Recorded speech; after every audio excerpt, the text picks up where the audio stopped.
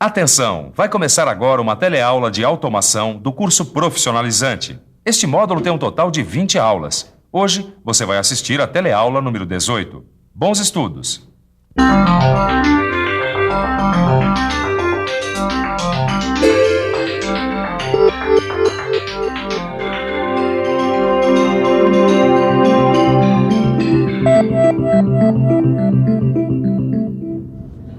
Um dia você está todo feliz porque vai comprar um carro. E mal você pisa na loja, vem um vendedor com uma batelada de perguntas e quase acaba com a sua alegria. Qual o combustível do carro? Qual o tipo do motor? É 1.0, 1.4, 1.6? E o estofamento? É de couro ou curvim? A direção é hidráulica? Vai ter vidro elétrico? Tem som? Tem ar-condicionado? Quando finalmente você respira para responder a primeira pergunta, vem mais uma. Qual a cor do carro? Pode parecer estranho no mundo onde a produção em massa é prioridade, a produção em pequena escala de produtos com características especiais vem ganhando espaço. Por exemplo, uma noiva já não quer casar com o mesmo modelo de vestido do que as outras noivas. Mas o que será que o vestido da noiva e o carro têm em comum? Acho melhor você assistir a nossa teleaula de hoje. Na teleaula de hoje, você vai conhecer os sistemas flexíveis de manufatura e vai acompanhar a automatização de todo o setor produtivo de uma indústria.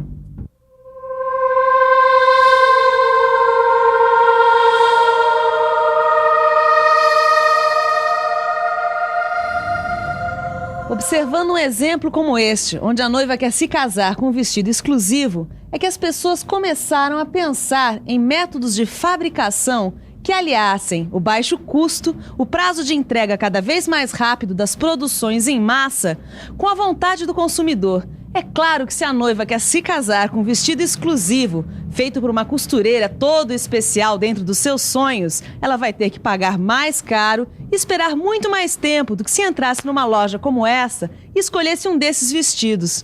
O resultado dessas observações é um tipo de produção cada vez mais comum nos dias de hoje, a produção em lotes.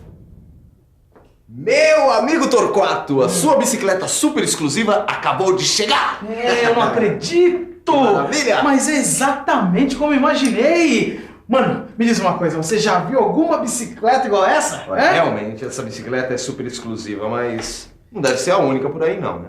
Ou você acha que a fábrica parou pra fazer uma bicicleta super exclusiva só pro meu amigo Torquato? Tudo bem, mano, tudo bem. Eu já tô percebendo que você tá querendo estragar minha festa, né? É óbvio que eu sei que ela não é única, mas certamente deve ter no máximo 50 bicicletas iguais a essa. E o Torquato tem razão. Essa produção em lotes é um tipo de produção com quantidades de até 50 peças. E para se realizar esse tipo de produção, as pessoas perceberam que as indústrias tinham que encontrar formas de produção mais flexíveis do que as tradicionais. E flexibilidade é justamente o nosso amigo aqui. Isso mesmo, porque uma das características principais do computador é a capacidade de se adaptar rapidamente a mudanças. Quer dizer, com o computador, a flexibilização da produção ficou muito mais fácil. Apesar de não ser fundamental num sistema de manufatura flexível, o computador realmente ajuda bastante. Olha, em muitos casos, inclusive, ele acaba sendo fundamental para a sobrevivência de uma empresa, que tem cada vez mais concorrentes com sistemas de manufaturas flexíveis cada vez mais eficientes. Por falar em sistema de manufatura flexível, o que será que quer dizer esse nome todo? Para saber, o melhor é pensar um pouco. Vamos pensar um pouco. Sistema significa um conjunto de elementos interligados que buscam atingir um mesmo objetivo. Manufatura, por sua vez, é uma palavra bastante antiga, que quer dizer fazer à mão, mas que hoje em dia se refere às máquinas. Portanto, sistema de manufatura não é uma expressão nova. A grande novidade está no adjetivo flexível, que é uma característica que aos poucos foi se incorporando aos sistemas de produção com o aparecimento e o desenvolvimento do computador. Concluindo, sistema de manufatura flexível é um conjunto de máquinas interligadas que se adaptam facilmente às mudanças. Toda essa flexibilidade, na verdade, não é uma coisa muito recente, não. Os estudiosos não sabem dizer com certeza quando foi instalado o primeiro sistema de manufatura flexível, mas alguns deles acreditam que foi em 1968, mais exatamente na fábrica Mollins, na Inglaterra, onde um sistema de manufatura flexível foi instalado para fabricar uma grande variedade de componentes e operar por longos períodos sem a presença de funcionários. Desde então, os sistemas flexíveis têm ficado cada vez mais sofisticados. Por incrível que pareça, esses sistemas flexíveis supermodernos tiveram início num esquema como esse. É isso mesmo. No início desse século, alguns estudiosos que pesquisavam métodos e processos de produção criaram algumas formas para representar os sistemas de produção. Uma dessas formas é esse esquema, que nada mais é do que um fluxograma de produção. Esses símbolos representam as várias fases pelas quais o material passava durante seu processamento: armazenamento, transporte, operação e inspeção.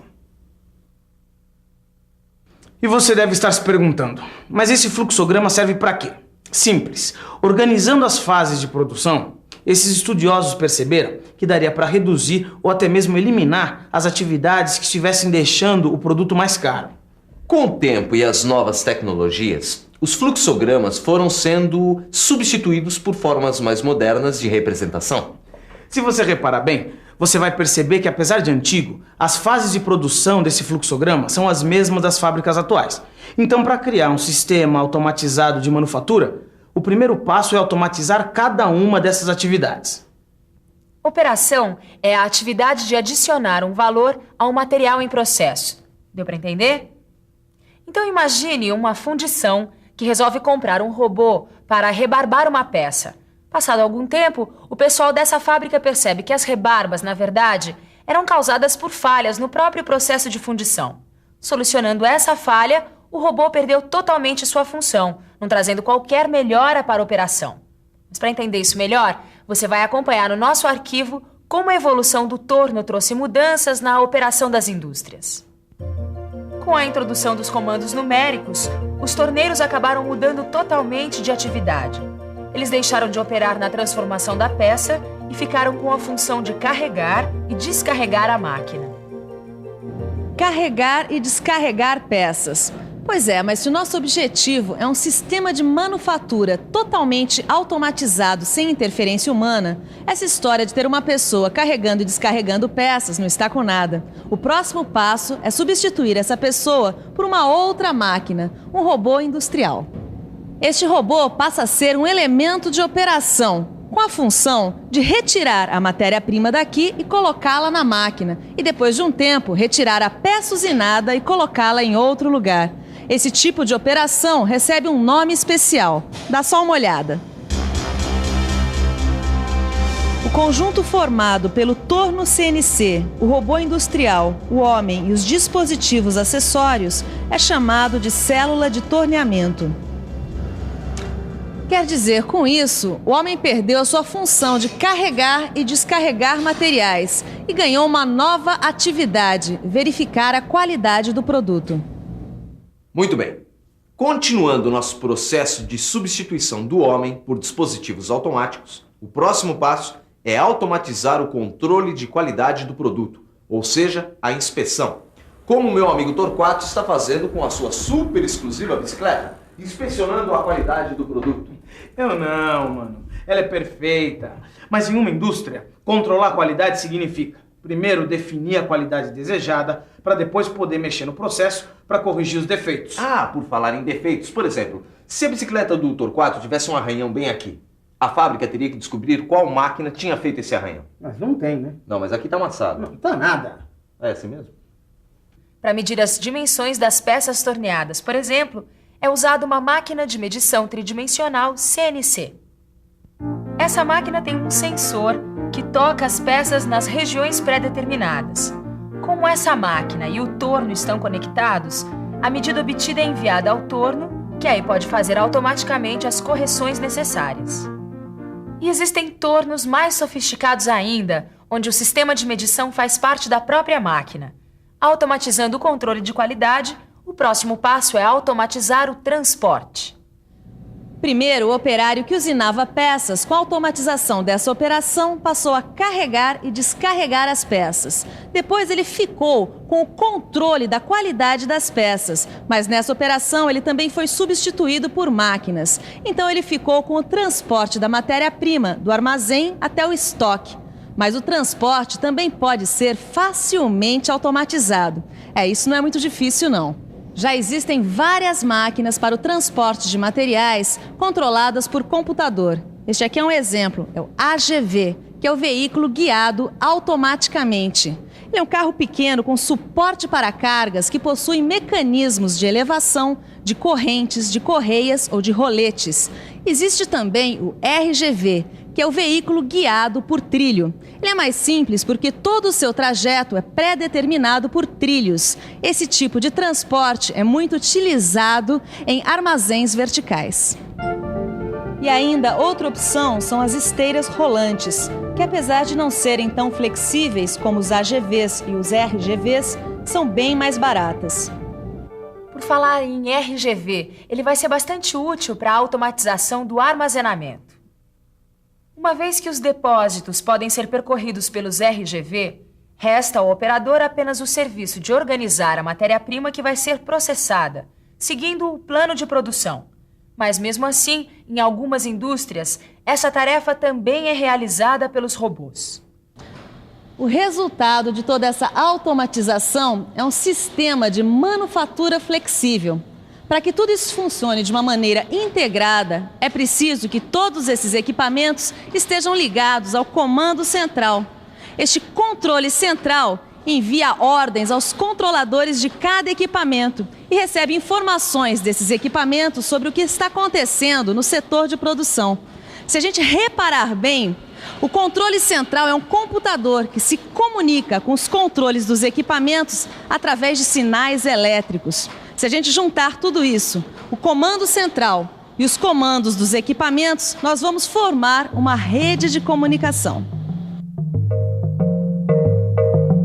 Tá aí, gostei.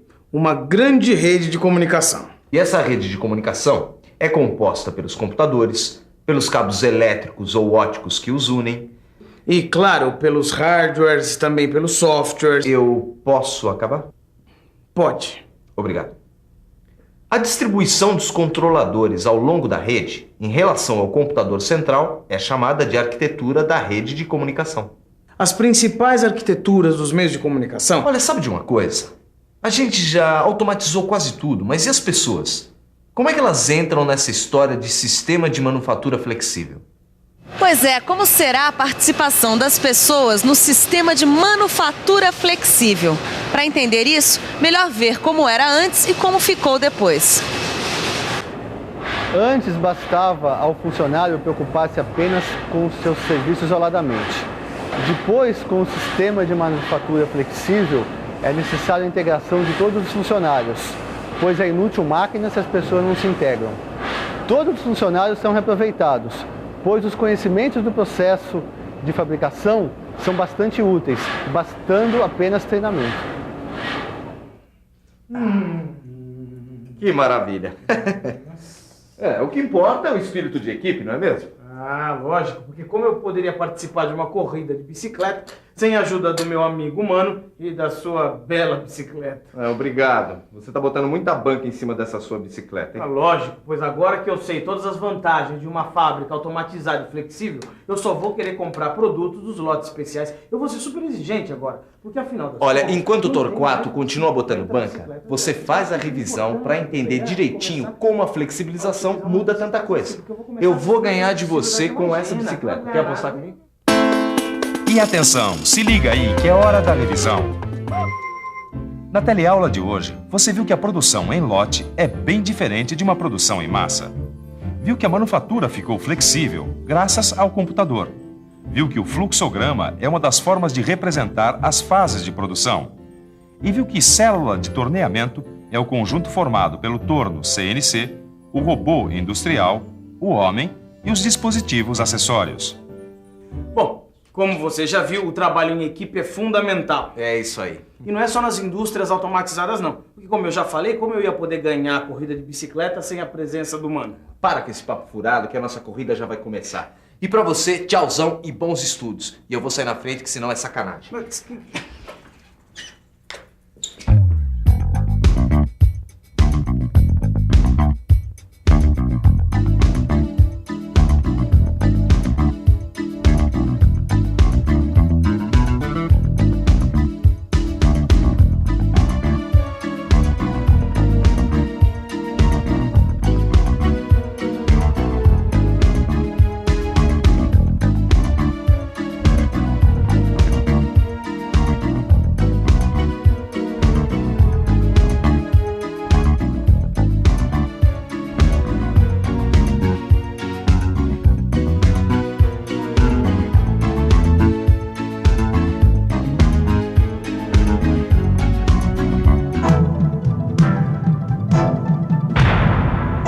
Telecurso 2000, um programa de educação do Sistema Fiesp e da Fundação Roberto Marinho.